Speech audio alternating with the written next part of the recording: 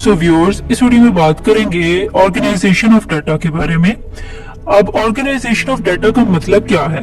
इसका मतलब ये है कि डाटा को एक ऑर्गेनाइज वे में लिखना, तरतीब देना, एक मुनज़्ज़म अंदाज में लिखना, यानी कि चीजों को एक बेहतर तरीके से अरेंज करना, एक वेल मैनेज्ड डाटा में इसको लेके आना।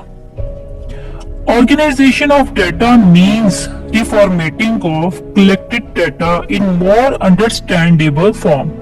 यहाँ पे रिफॉर्मेटिंग का मतलब है रीन्यू, यानी कि हम क्या करते हैं, ऑर्गेनाइजेशन ऑफ डाटा का बेसिकली मतलब है कि जो हमने डाटा कलेक्ट किया होता है उसको रिफॉर्मेट करना, रीन्यू करना, ताकि वो मोर अंडरस्टैंडेबल हो जाए।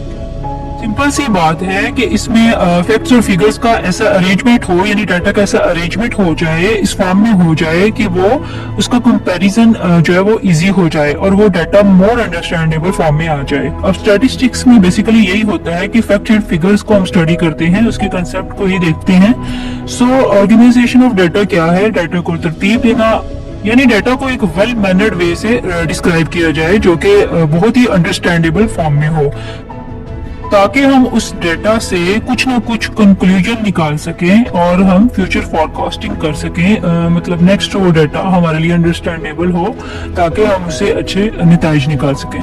सो रॉ डाटा जो हमारे पास होता है, उस रॉ डाटा में जो है यूजफुल इंफॉर्मेशन भी है और कुछ मीनिंगलेस इंफॉर्मेशन भी होती है। लेकिन रॉ डाटा में जब हम उसको ऑर्गेनाइज फॉर्म में ले आते हैं तो ये होता है कि उसमें से हम जो मीनिंगफुल इंफॉर्मेशन होती है, जो इम्पोर्टेंट इंफॉर्मेशन होती है, उसको एक्सट्रैक्ट कर देते हैं, अलग कर देते हैं और देन उस पर ऑर्गेनाइज फॉर्म में लेके आते हैं, उस पर एनालिसिस करते हैं और अपने कंक्लूजन निकाल लेते हैं।